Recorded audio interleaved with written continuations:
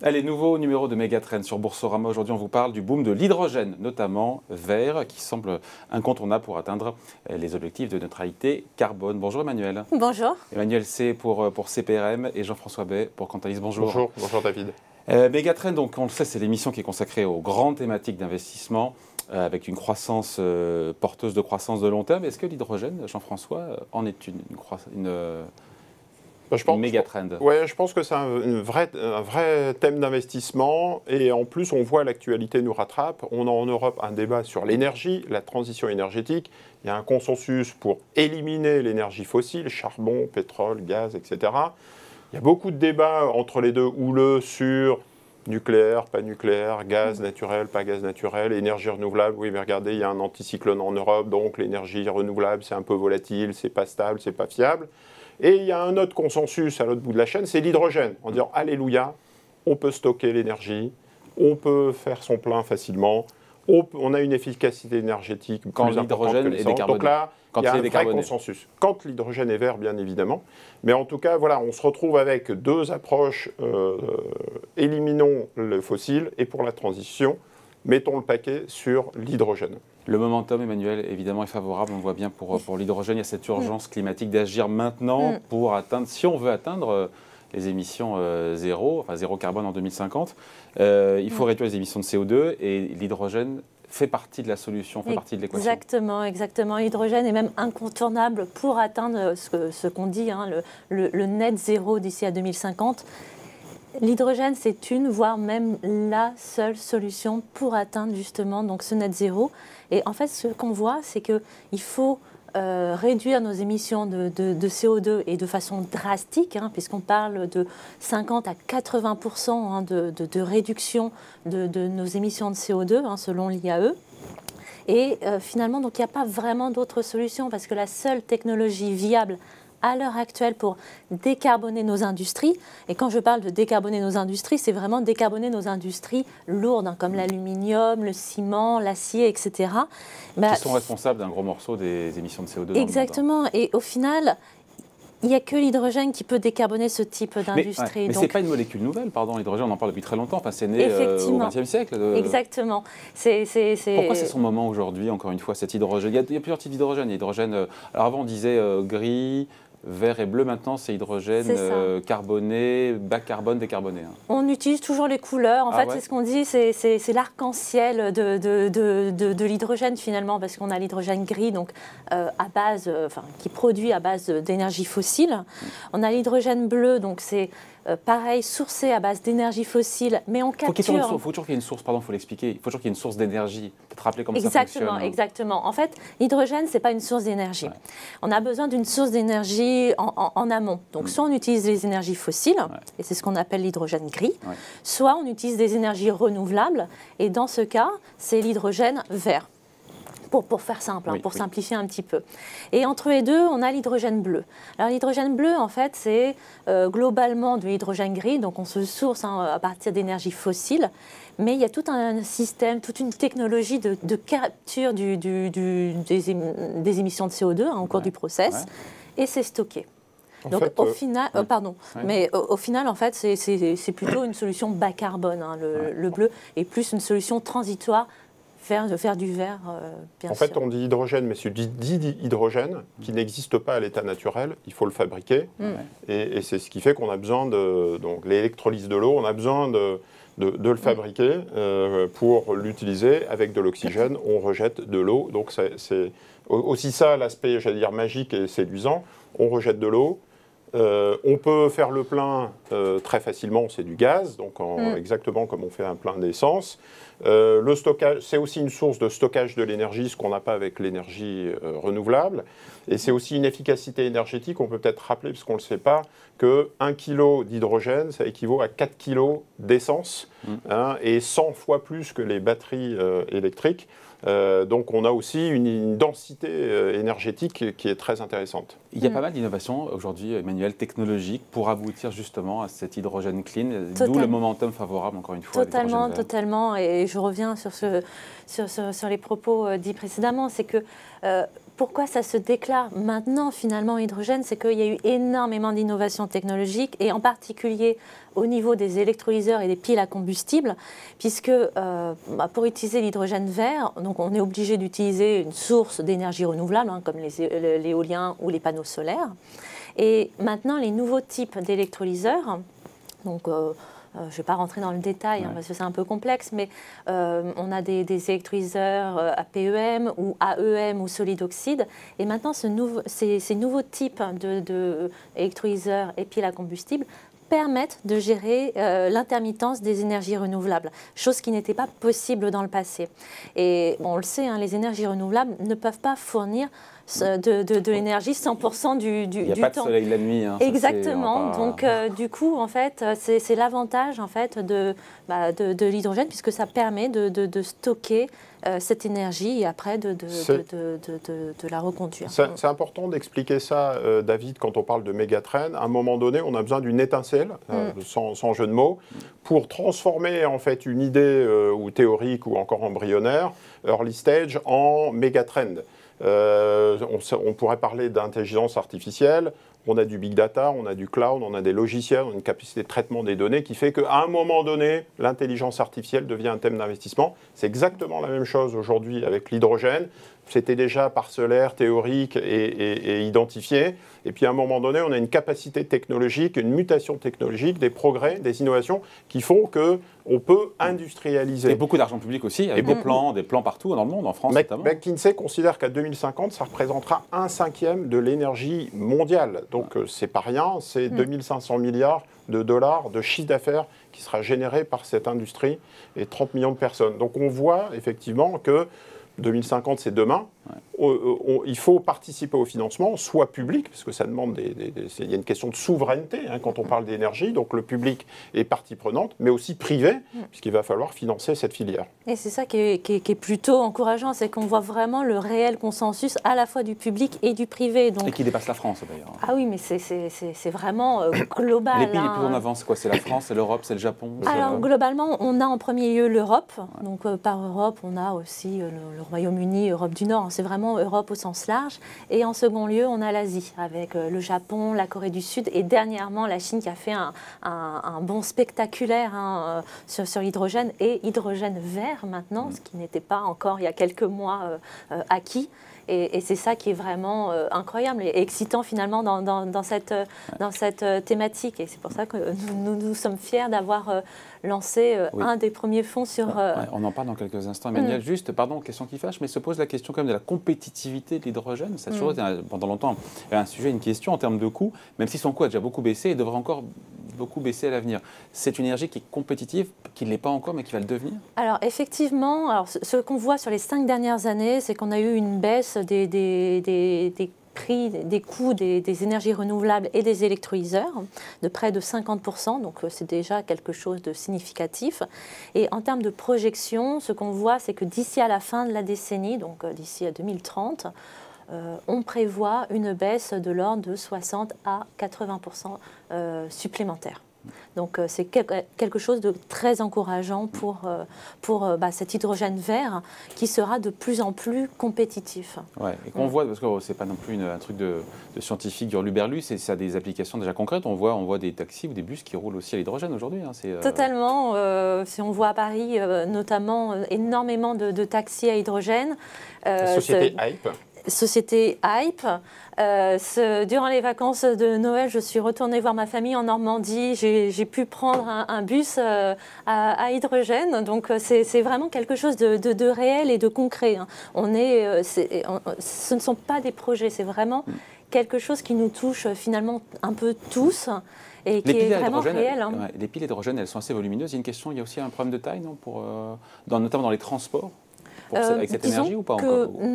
C'est plutôt un format cohérent. Et puis, En premier lieu, en fait, l'hydrogène s'adresse aux véhicules à mobilité lourde, hein, comme les trains, les bus. Ouais. C'est vraiment adapté pour ce type de véhicules. Effectivement, après, on le voit sur les taxis, hein, parce que c'est très adapté par rapport à de l'électrique, hein, puisque ça nécessite moins de recharge. Donc, il y a une plus forte autonomie, hein, des véhicules, beaucoup plus de praticité, hein, pour les taxis.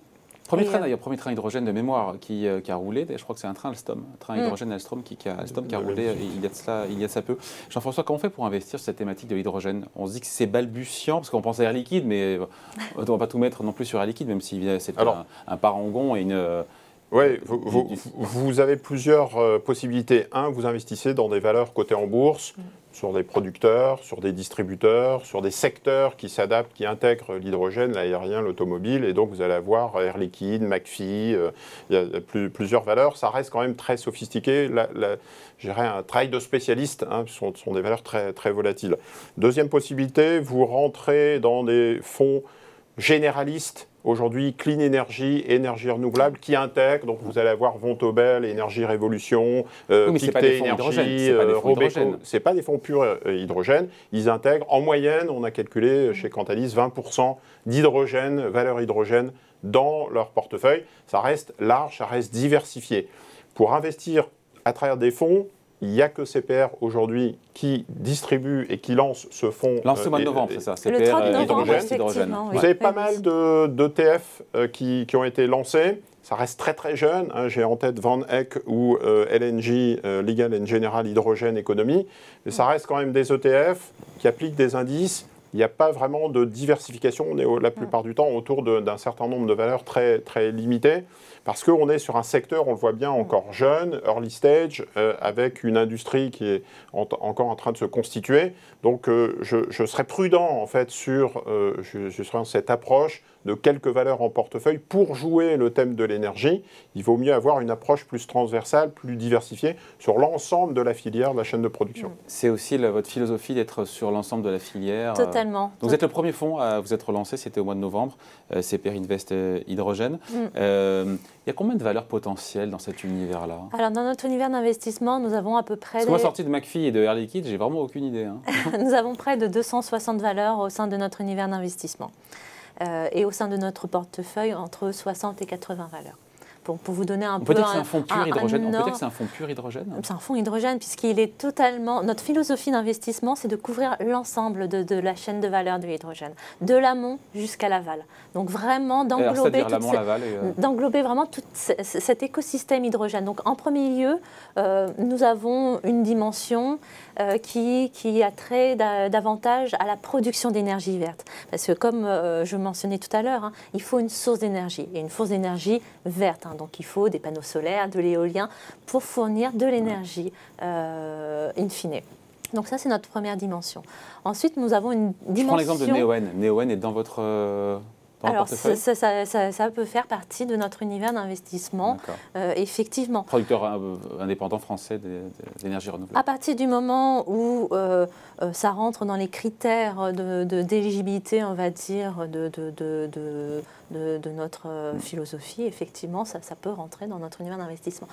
Notre seconde dimension, c'est plus des valeurs relatives à la technologie même et aux composants de l'hydrogène. Donc, comme les électrolyseurs, les piles à combustible, les matériaux aussi, tous les matériaux utilisés dans la confection de la technologie hydrogène.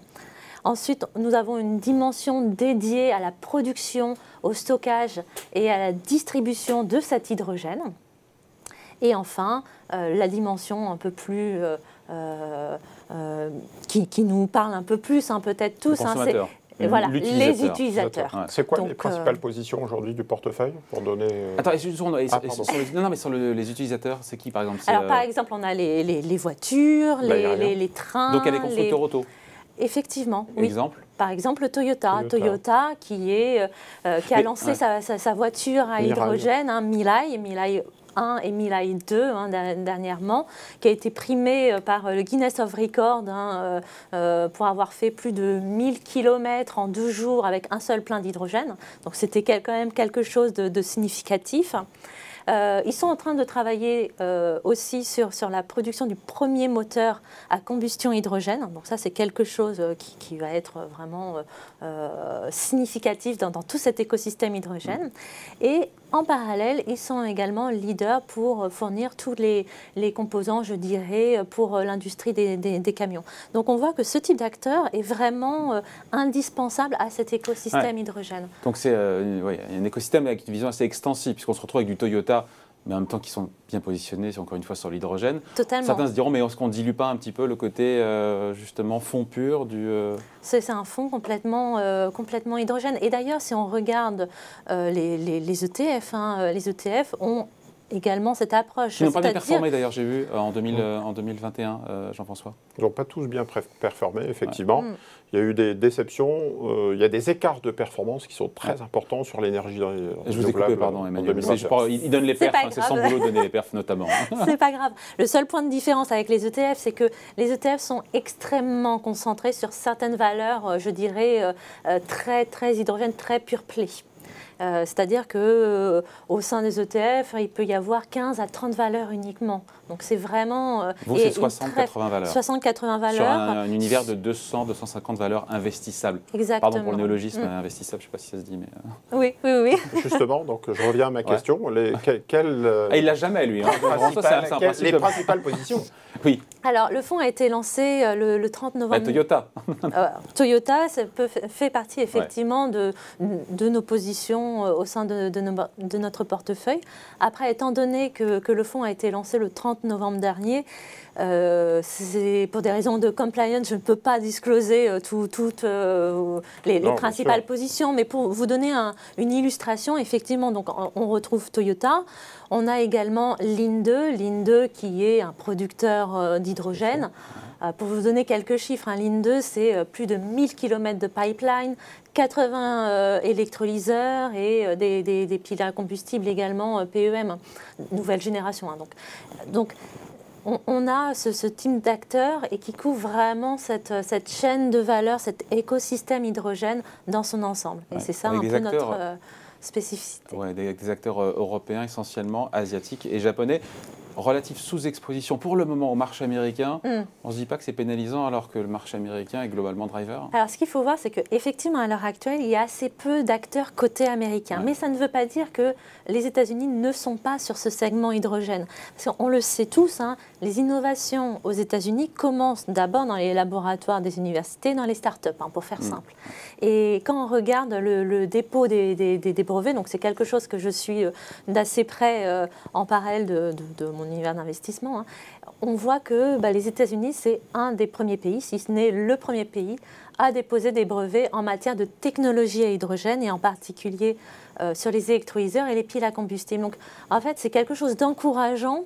Et on s'attend vraiment à ce que ces sociétés soient cotées, j'allais dire dans les mois à venir, mais peut-être dans les semaines à venir, parce que c'est vraiment un univers d'investissement qui est dynamique et tous les jours on voit des projets émerger sur l'hydrogène. C'est vraiment foisonnant et c'est ça qui est vraiment, je dirais, excitant sur cette thématique. C'est vraiment quelque chose maintenant de réel, de concret, sur lequel on peut investir. Donc, pour laquelle vous êtes pionnier, puisque pour le coup c'est le premier. On vit l'histoire, puisque d'autres vont se lancer, évidemment, on sera amené à en reparler. Oui, bien sûr. Alors, donc c'est un nouveau-né dans l'univers des mégatrends et des thématiques d'investissement. On sera amené à suivre. L'Europe, c'est vrai, a une position importante et fait jeu égal avec les États-Unis et les autres grands pays, donc c'est assez intéressant de le souligner. Je voudrais rajouter un petit une petite alerte en fait sur les investisseurs en disant c'est quand même très spéculatif, c'est quand même très risqué comme secteur. On est sur une approche satellite, autant on évoque souvent ensemble le vieillissement de la population, le climat, les approches multithématiques que propose aussi CPR. Alors on est sur quelque chose d'assez satellite. Et donc faites attention, ne mettez pas tout votre portefeuille sur CPR hydrogène. On n'a jamais dit ça. Elle aimerait bien, mais on n'a jamais dit ça. Le petit disclaimer. Bon voilà, en tout cas, merci à tous les deux. Emmanuel C pour CPRM et Jean-François Bay pour Cantalis. Merci à tous les deux. Merci beaucoup. Megatrend revient dans 2 semaines ici chez vous sur Boursorama.